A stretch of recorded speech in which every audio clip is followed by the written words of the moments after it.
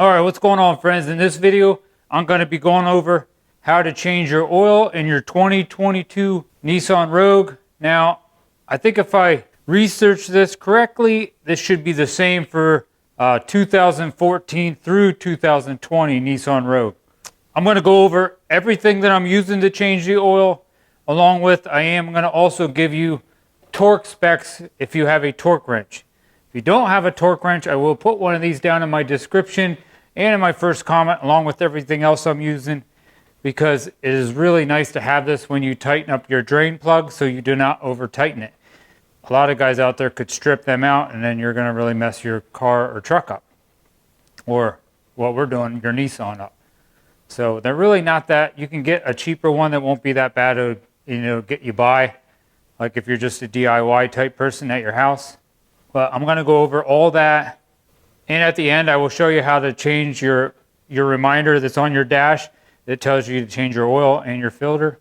Right after I'm done doing this, I'm going to make two more videos, one on how to change the air filter and one how to change your cabin air filter on the same car. Very, very simple. All right, this is everything I'm going to use. Like I said, I'm going to use a torque wrench. I'm going to try this new little fancy, I don't know, Forma funnel type thing. I'll show you what I use that for. You don't need that. The place I'm going to use this, you could probably just use a piece of cardboard. But this is the oil filter that I'm going to use, a Mobil 1 M1-108A. Then you're going to need something to take your oil filter off, or probably to loosen it up, because most likely you're not going to get it off by hand. So I got this oil filter wrench or an oil filter wrench like this. And you're going to need a 14 millimeter to take the drain plug out. And when I take my drain plug out, I am going to replace the crush washer. I will put something like this too down in the description. You can buy a little packet of these so you'll have them if you're going to change your oil yourself. Or you could just go to the Nissan dealer and buy one of these, or the auto parts store. But it's a really good idea to replace this crush washer every time.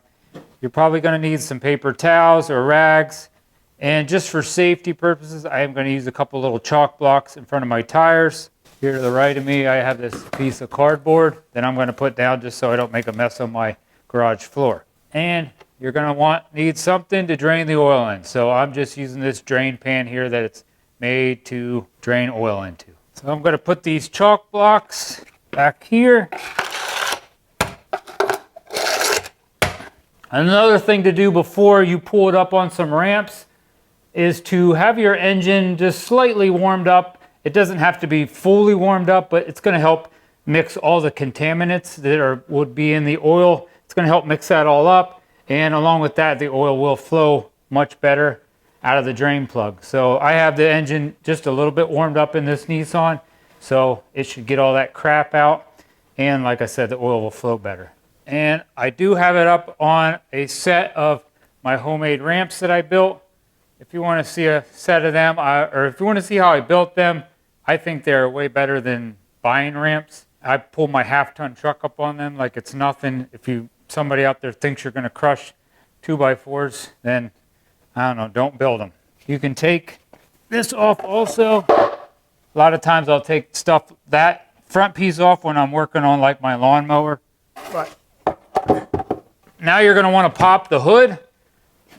That is right here. You just pull out on that. That's going to pop your hood. You're going to go right here where it says Nissan, right up in here. There's a little yellow latch here. You're going to push that to the left and pick up on your hood. There. Then you're going to put your little rod down to keep your hood up. You'll see it's just connected up under the rod to hold the hood up is connected up here on the hood. And then you just put it back down. Right here, there's a little arrow pointing to that little square hole. Put it in there. Okay, while we're up under the hood, right here is where you are going to put oil back in. So let's loosen that up. And I'm just going to sit this right here. That way my oil will flow better at the bottom. And then where you are going to check your oil is right here. It's yellow. You can pull that out. I think I'm going to kind of check it right now. Hopefully The oil wasn't low. I don't think it is. But normally you'll pull that out, wipe it off, put it back in there. Pull it out. Yeah, it's definitely good. It's all the way up. You'll see two little dots on there. Let me show you. Should be at that top dot. Yeah, there's a dot there and a little dot there. Should be at that top dot. So I'm just going to stick that in there loosely. Whoever changed this oil last does kind of like I do and writes down how much oil goes in. It says 4.9 quarts. It does say on page 10.2, if you have the 4.6 liter, it takes, if you're changing the oil and the oil filter, which I do recommend. I don't know anybody that just changes their oil and leaves the filter there. It says 4.78 quarts. Now if you have a 4.3 liter, it says 4.5 quarts. So if you don't know what you have, put 4.5 quarts in and check your oil. If it's not completely full, then put a little bit more in. So we have the 4.6 liter here.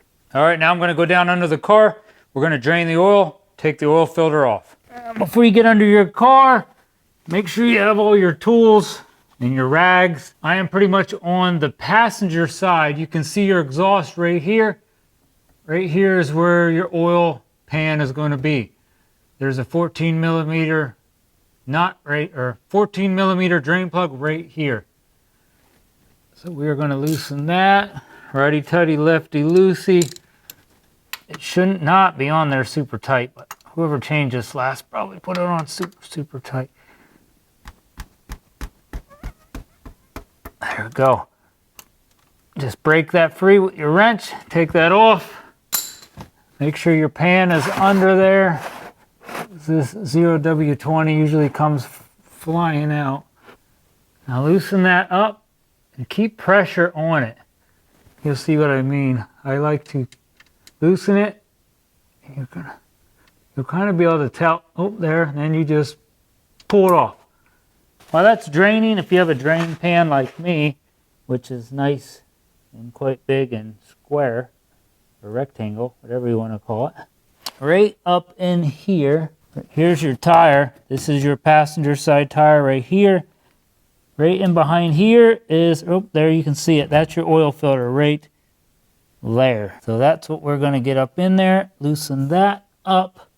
I'm going to take and I can drain that and drain my oil filter at the same time. I don't like that. That's too big for that. I think I'll just get a little piece of cardboard. Just throw a little piece of cardboard up there. I think that's easier. Up a little. Just, you don't have to do any of this, but just trying to keep it from making a mess.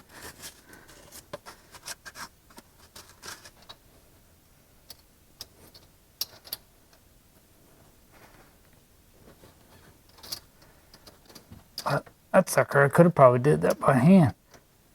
That's good. Okay, there. Loosen that up a little bit until you start to see it drip. Well, you can try to adjust your cardboard. Let that drip for a little bit. Perfect. I usually let that drip till it stops dripping. A lot less likely to make a huge mess. And while you're doing that, you can open up your new filter. You're going to want to coat this gasket here with some oil. You can use some of this oil that you're draining out, which some people get a little wound up if you use old oil, or if it makes you feel better, just put some new oil on that little gasket. I'm just going to dip my finger here in the old oil, see if I get somebody wound up on YouTube. Put that around that, so that sucker is ready to go. Okay, pull that out. See that? And dump that into your drain pan. Look at your old filter. Make sure that the gasket came off. Make sure the gasket came off and it's not still on your engine. You don't want this little rubber black gasket to be stuck on there. Then you go to try to put your other filter on top of it. Clean that up a little. Put this new filter on. That could just go on hand tight.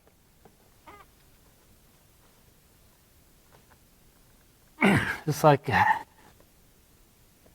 That's good. Flop that back. Oop, take your cardboard back out if you have cardboard in there. All right, now I'm happy with that. It's just dripping a little bit. You can let that, I let it drip here for a little while. You can let it drip as long as you want. Just don't forget to put oil back in. Now you're going to want to take your drain plug that you pulled out. Make sure you take that gasket off. I mean, unless you don't have another gasket, you could try to reuse it, but I do recommend changing that out. It looks like this one's been reused a couple times. Holy crap. All right, put my new crush washer back on, and there's like a little, you'll see the little indent on the one side. You can see that. It kind of spins on there.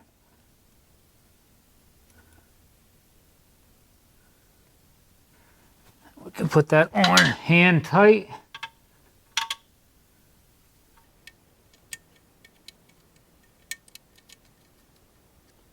You always want to start that by hand. Wipe off some of that oil. Move your drain pan out of the way. Now I'm going to torque this on at 29 foot-pounds. Like I said, it's not super tight.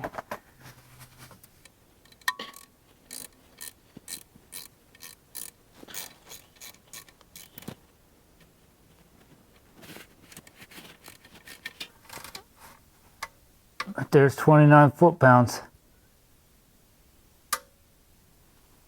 All right, we got the drain plug in. I have a new oil filter on. Now we're ready to go up top. Now we can put in that 4 7/8 or 4.9 quarts. That's what it says here. It's probably about the same. Now open your, now you're gonna have a foil. You're gonna have to puncture that foil. If there's no foil on that, and you have like a Mobile One like I have, I wouldn't trust it.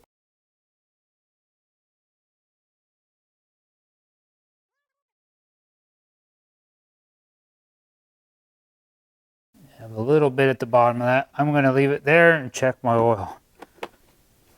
I'm going to pull this out.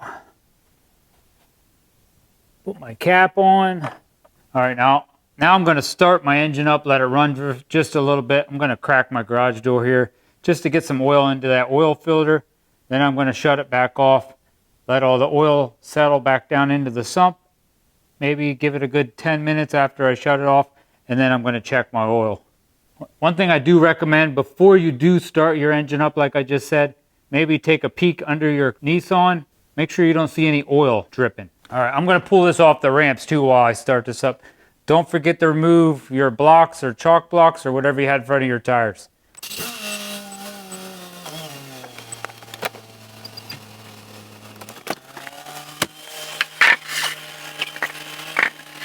Now while I'm waiting for that oil to settle back down into my sump for a good maybe 10-12 minutes, I'm going to start cleaning up my stuff. Put my ramps back away, put some of my tools away. You know, one more tip, if you did use a torque wrench, do not forget to take all the tension off your torque wrench before you store it away. You don't ever want to store that away with all that tension on it. It will help save your torque wrench. All right, I think the Nissan's been sitting long enough. Now I'm going to check my oil to see if I got to that 4 and like 4.9 quarts or 4 7/8 like it says in the manual. You pull your dipstick out, wipe that off one time, and then just put it back in and pull it out. And it looks like I am definitely a little low still. You can see it's not over that top circle there. So I'm going to put a little bit more in. I added a little more and I let it sit for a good 5-10 minutes. Something like that. It wasn't keeping track. Let's check it one more time. Yeah, that looks good enough to me. It's right below that little dot. I think if I let it sit a little longer, more would probably settle down to the sump. All right, got my dipstick in. My oil cap is back on. Make sure you do not forget that or you'll have an oily mess all over your whole engine. All right, let me go inside and I'll show you how to reset your engine oil life indicator that's on your dash. And I'm not going to start the car. I'm just going to push. I think I can just push this once. Yeah, one time. It's going to turn that on. And there's my maintenance oil filter. There, you want to be on settings. And I just got that by pushing to the right till I seen settings. And we're going to go down to maintenance. Push OK. Oil and filter. Push OK. Now it looks like this is set for 5,000 miles.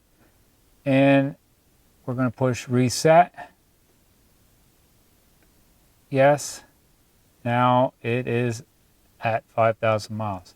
But I would leave it at 5,000 miles. I think you can change that if you want to.